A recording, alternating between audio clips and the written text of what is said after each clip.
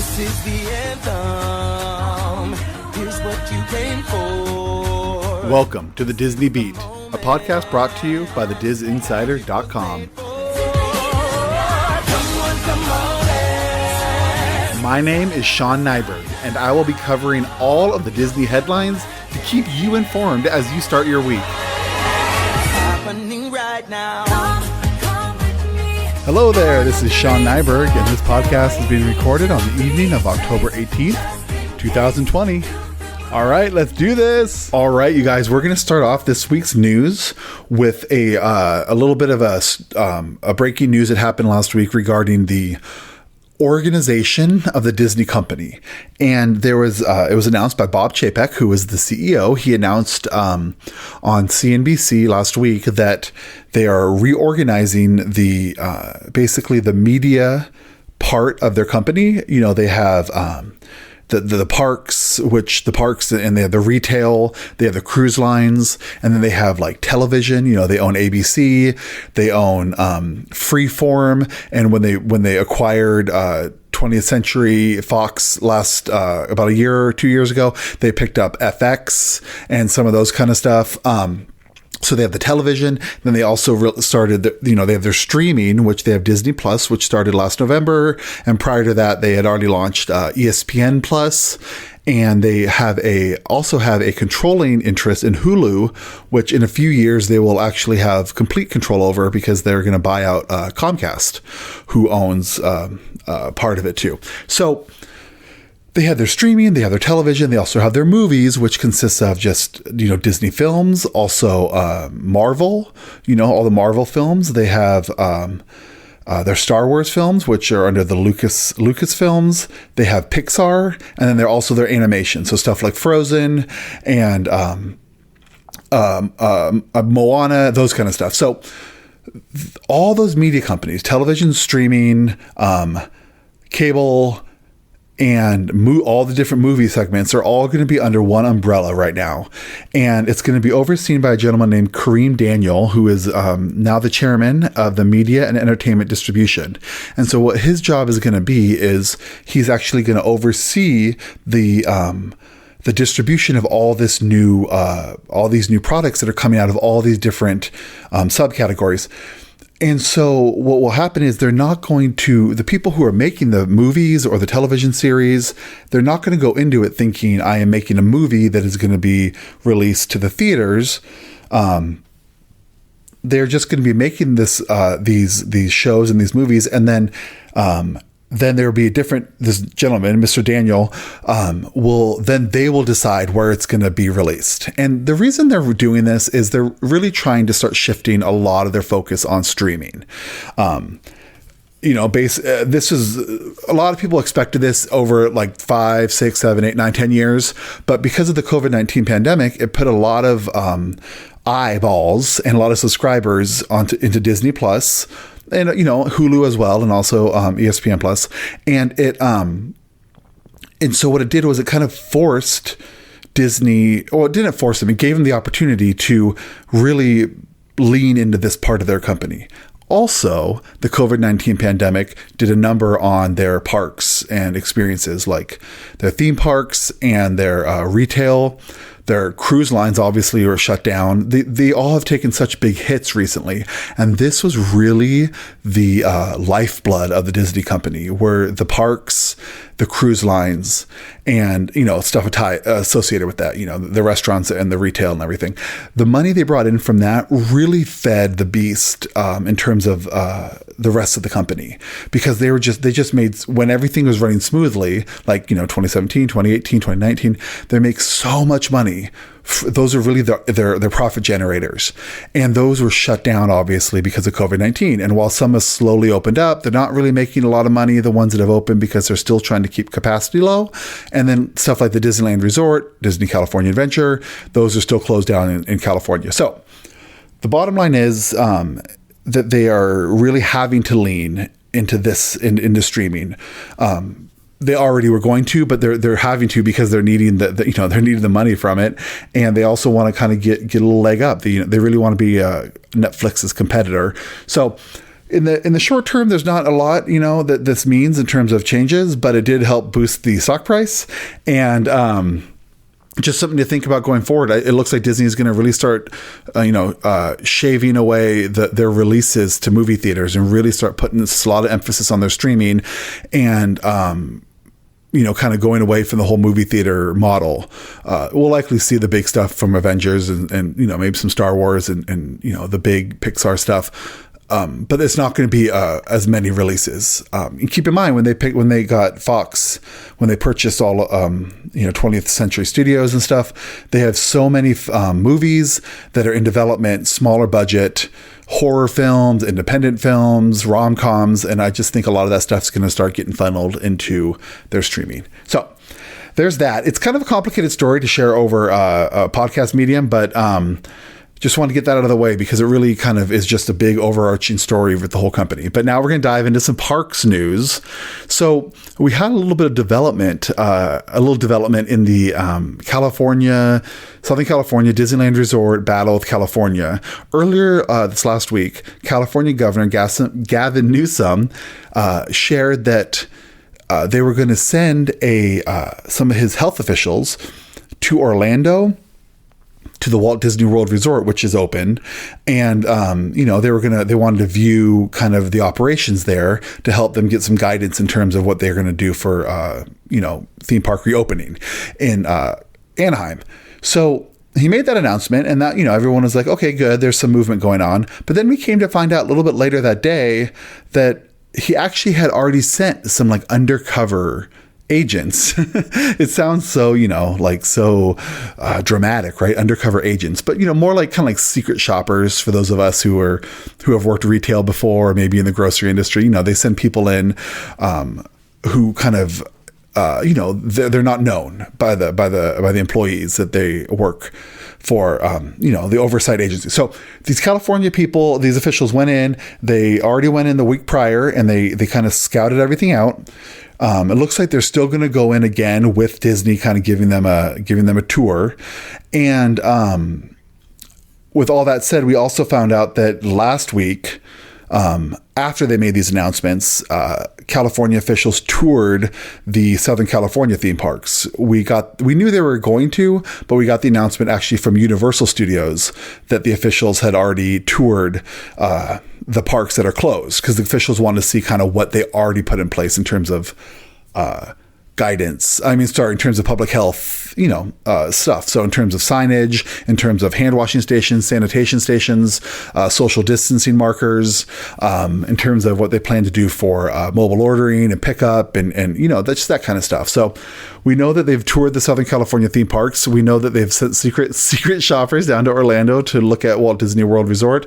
And we're under the assumption that they're also going to get a tour of the parks in Florida from Disney to see how they're doing. So that's going on, but we still have no word on any opening guidelines in terms of the California theme parks, which we will keep you guys updated. We're checking every few minutes to see if we get any breaking news.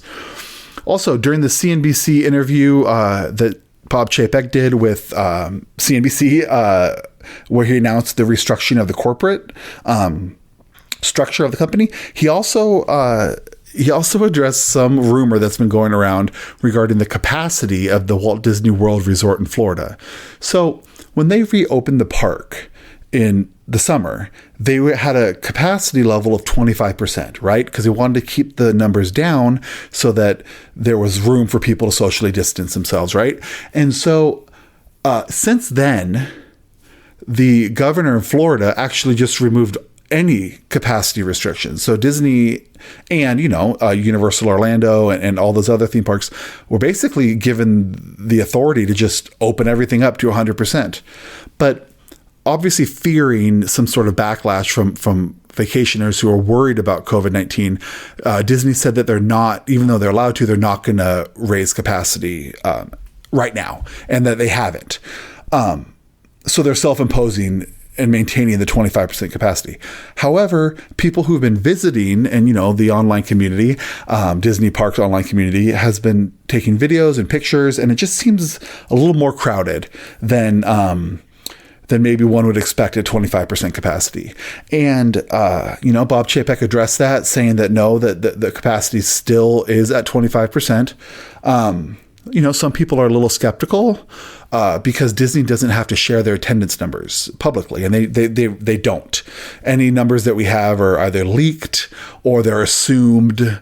They're estimated by people who are pretty good and who know what they're doing. But it's not like Disney every month or every quarter releases specific numbers. So one of the reasons people are a little suspicious is that when the parks reopened this summer, they were wide open. Like you could go without seeing someone in any of the Disney parks, as you might know. That is unheard of.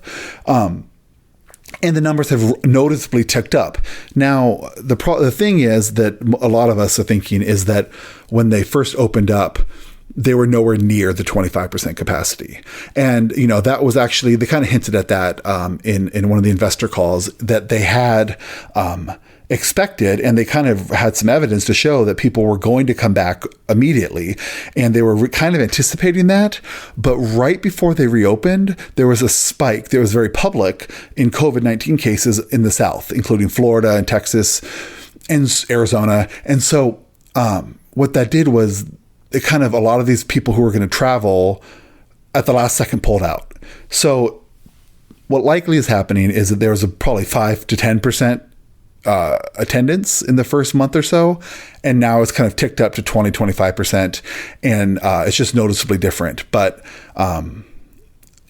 we assume that if the CEO is making these public statements about attendance figures, which affect public health, that they're likely accurate. So, so he did address that, and we'll see what's going on with that. There's really, now we're going to move over to some news in terms of Disney Plus. So, there are some new warnings actually that have been put. So you might see some new warnings appear before some of your favorite classic films on Disney Plus. Earlier this week, Disney added a new, quote, content advisory, and it reads the following, quote, "This program includes negative depictions and or mistreatment of people or cultures. These stereotypes were wrong then and are wrong now.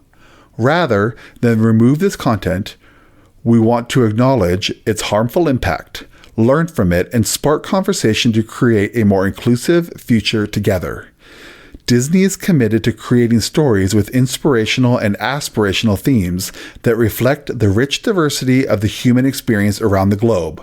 To learn more about how stories have impacted society, please visit the www.disney.com/storiesmatter." End quote.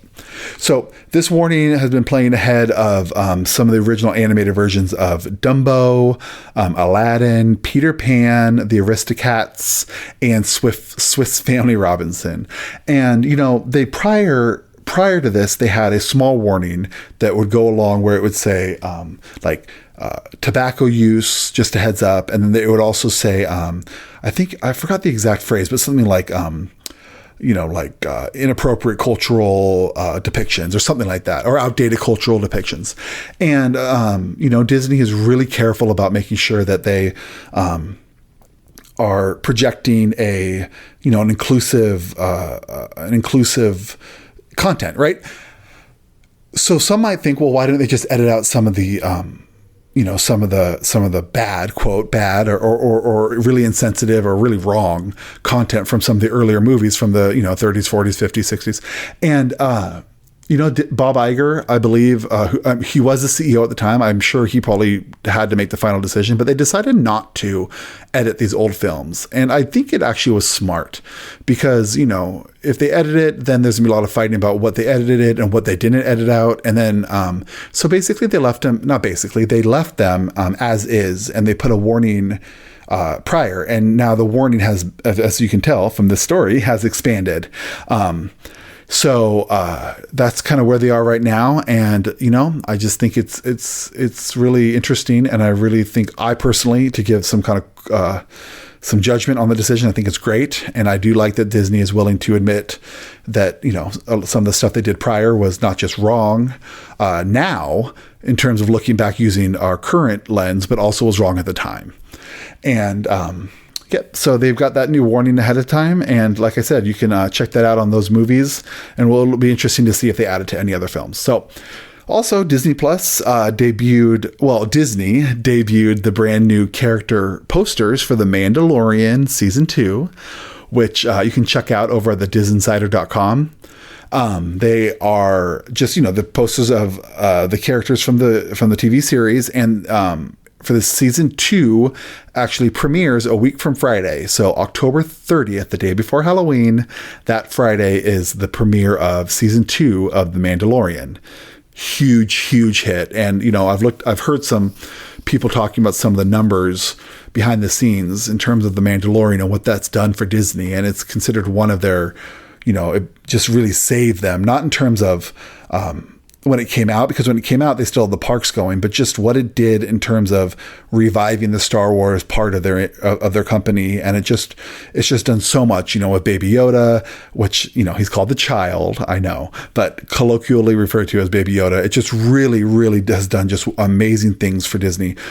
I forgot where I read it, but they were kind of comparing it to Davy Crockett in the 50s, when, that was just so much of Disney's image was Davy Crockett. They had the whole Frontierland when they opened Disneyland in 1955. And this is just kind of doing for the company now what something like Davy Crockett did for them back in the 50s. So, the season premiere start is on October 30th. And we also got news that Season 3 of The Mandalorian is going to start beginning production later this year. So they're just moving along pretty quickly with this. And it's pretty cool that this series didn't get delayed because of the COVID-19 shutdowns, which some of the other Star Wars related series and some of the Marvel related series were shut down. And so they've been delayed into 2021. Also on the Mandalorian news, the Mandalorian's female cohort and fellow bounty hunter, Cara Dune, who is the female lead in the Mandalorian series, that character may be getting her own Disney Plus spinoff, along with the character Bo-Katan, who is a female Mandalorian from the series. So that's the story that came out. There is one big hurdle that we really can't ignore, that the actress who plays Cara Dune, Gina Carano, she has been really kind of wrapped up into some Twitter, social media controversy. I mean, I'm not going to get into it. It's you can look it up if you'd like to. It's nothing groundbreaking, but it was some not smart posting that were unearthed, and so stuff like that, especially with Disney, who's really trying to be smart in terms of trying to stay ahead of the curve in terms of the culture, that there's a lot of reasonable people who think that the controversy could have actually sidelined this project. So just keep an eye out for that. And also, last in the Star Wars news, Disney announced that they'll be bringing back many of the actors from the Star Wars universe for the ultimate animated holiday family reunion. It's Lego Star Wars Holiday Special. The show will premiere on Disney Plus on November 17th, and November 17th, which is known as Life Day among Star Wars fans. So this stems from a famous or infamous, however way you look at it, 1978 Star Wars holiday TV special that starred the actors, and Chewbacca and everything from the original Star Wars trilogy. It's really hard. I mean, you can find it if you really, really try, but it's hard to find copies of this. It's not available on Disney Plus. It's not, super easy to get a hold of, but it's just very infamous. It was pretty poor quality, kind of slapped together, but it's one of those things that's almost so bad that it's good. And so they're gonna, how Lego does some of this stuff. So they're doing a Lego version of it for Disney Plus. Comes out November 17th. And the franchise stars reprising their roles for the Lego Star Wars Holiday Special include Kelly Marie Tran, who played Rose Tico in the sequel trilogy, Billy D. Williams, who played Lando Calrissian, Anthony Daniels, who played C-3PO in all the films, as well as Star Wars The Clone Wars vets, which is the animated series. Matt Lanter, who voiced Anakin Skywalker, Tom Kane, who voiced Yoda and Qui-Gon Jinn, James Arnold Taylor, who voiced Obi-Wan Kenobi, and D. Bradley Baker, who voiced the Clone Troopers. So you can get all the information on this special, and you can also see the promotional poster for this special at thedizinsider.com. So, last-ish in Disney Plus news is there's a new trailer for the Disney Pixar film Soul. Soul, Soul. The new Soul trailer. It's for the upcoming film, and it dropped this last week. I believe it is the second full-length trailer for the film, and it does go into so much more detail, kind of gives a little bit more idea of, the tone of the film and a little bit more of the plot. I really found the trailer awesome, and it really makes me excited for the film. The film stars the voices of Jamie Foxx, Daveed Diggs, who's done a ton of stuff, but really has gotten a lot of attention recently because he was in the stage version of Hamilton that was, filmed and released this summer on Disney Plus. So Jamie Foxx, Daveed Diggs, and Tina Fey, who is a personal favorite of mine, and I'm very excited for her. And Soul will be released on Disney Plus on Christmas Day and again, I talked about this last week. Instead of being released to theaters, it has been released to Disney Plus to be streamed. Unlike Mulan, though, there will be no extra additional cost. PVOD, which has been Premiere Video on Demand. That was what they tried with Mulan. I'm not saying that that's not going to pop up again for some maybe future releases, but they're not doing it for this one. So on December 25th, Christmas Day, Soul will be available to stream for no additional cost on Disney Plus. And if you want to check out the trailer, which I think I highly recommend, you should. We have it over there at thedizinsider.com, all one word, DIS insider.com, and check it out, see what you think. So over in the movie news, the Untitled Spider-Man 3 film has started production and is currently being filmed, doing filming right now, currently in Queens, New York. It's a Marvel Studios and Sony Picture film, and it is retaining its December 2021 release date. So if you are even casually looking at any kind of entertainment news, you probably haven't missed that they've been bumping so many films that were supposed to release this summer and this fall into 2021 and 2022 because of the COVID-19 pandemic, having shut down theaters, and the ones that have opened are having a hard time really attracting a lot of a lot of high attendance numbers. And so far though, this film, which is not as Untitled, is anticipated still December 2021. That could change. We'll report on that here if it does. But that's the news on that new Spider-Man film. And also in live action movie news, there's a 20th Century Studios, which again is owned by Disney. So Disney owns 20th Century's, it used to be called 20th Century Fox. So you might be more familiar with that title, but now they got rid of the Fox part, and it's called 20th Century Studios. And they're kind of going to be one of their new movies released their trailer this last week. It's for the film The Empty Man, and it's a horror film. And it's a horror film that is going to be released on this Friday, October 23rd.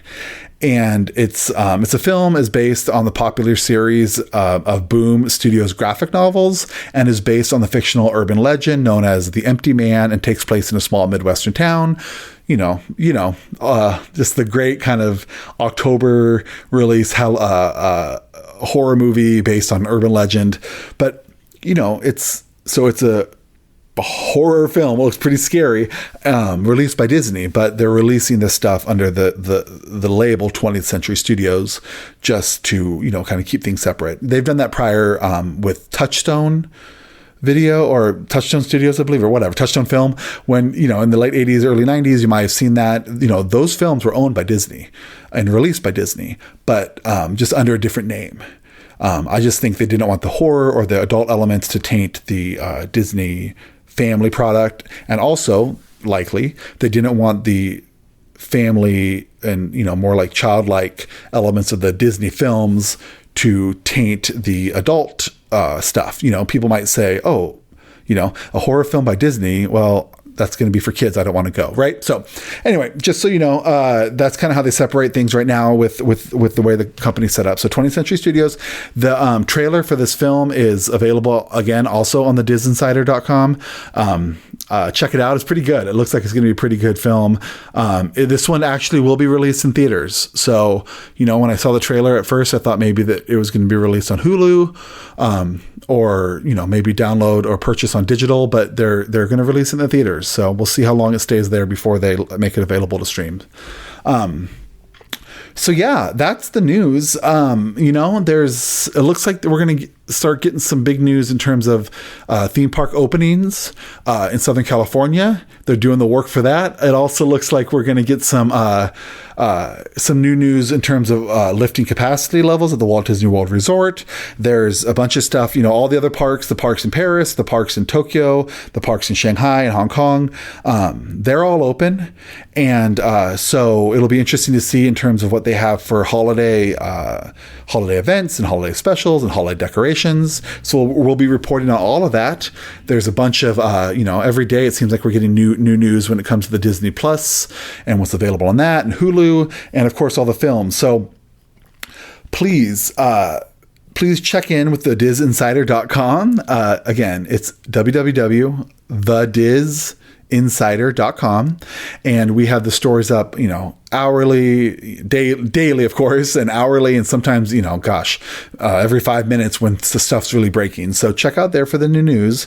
You can also follow us on Twitter and Instagram for the Diz Insider. It's at The Diz Insider, all one word. Again, it's at The Diz Insider. And on Facebook, search for the group The Diz Insider. You can also follow me on Twitter, Facebook, and Instagram at Sean Nyberg. That's Sean, S-E-A-N, Nyberg, N-Y-B-E-R-G. It's all one word, so at Sean Nyberg. And you can follow me there. And also, I co-host a Disney podcast called Walt's Apartment, which we record on Wednesday nights, and it's released every Thursday. And I do a Disney Parks themed podcast called The Extra Magic Hour, which is released every other week on Fridays. So check those out. And I just want to thank you guys again for listening. I'll see you again next week for another edition of the Disney Beat, brought to you by thedisinsider.com. My name is Sean Nyberg. Have a fantastic week. Thank you so much.